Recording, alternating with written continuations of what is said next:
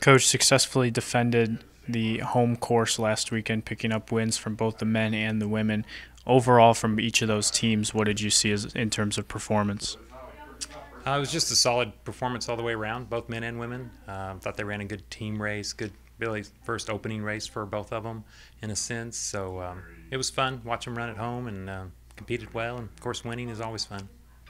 Now you got some of those newcomers and the veterans all racing together on the home course for that meet. What did you see how they work together and how they pace each other in terms of the team performance and then also some of the individuals? Well, part of the competition just kind of tells them what they need to work on. That's part of it. The guys ran a really good team race in that they got together and stayed together as long as possible and finished well. The women, we just need to keep kind of closing that gap from down to that 4 and 5 runner, and so we've been talking about that and working on that in practice. So we'll see what happens with much better competition this week. Now, some of the individual standouts, namely Miguel Bautista on the men's side. Can you talk a little bit about what you've seen from him back this year?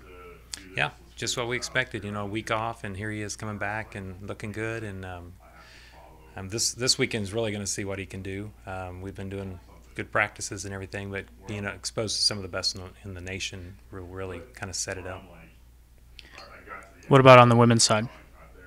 It's a really young team. You know, looks like we may redshirt one of our best ones, so we'll see kind of how this young group develops.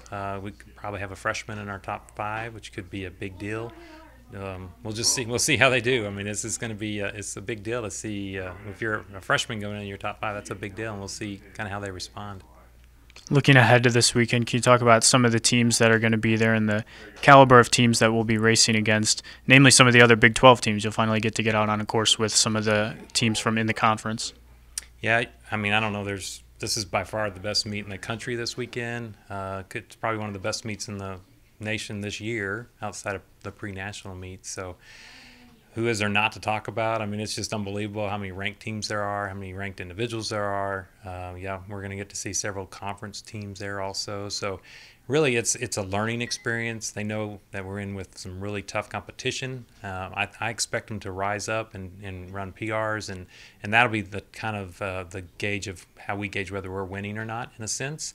We're probably not expected to go in there and win this competition, but we can still be winners coming out of that by running well, running PRs, competing well, doing what we need to do to make sure that we run the best race that we can do. So what do you tell the team heading into a weekend like this where they're going to walk in and see all of these ranked teams? What do you tell them to kind of get them to just remember to focus on their race and setting PRs for themselves? Well, that's the main thing, is just really look at what they're doing. What's our plan? What's our goal? What are we trying to do with this competition? And make sure they focus on that and not worry about all these other people that are in the race. That's what we're going to focus on, and we'll see who can handle it the best. They've been training very hard. We'll talk about the amount of work that they've been doing and make sure that they have confidence that they know they've been training as well as they can, and so they should be able to compete as well as they can.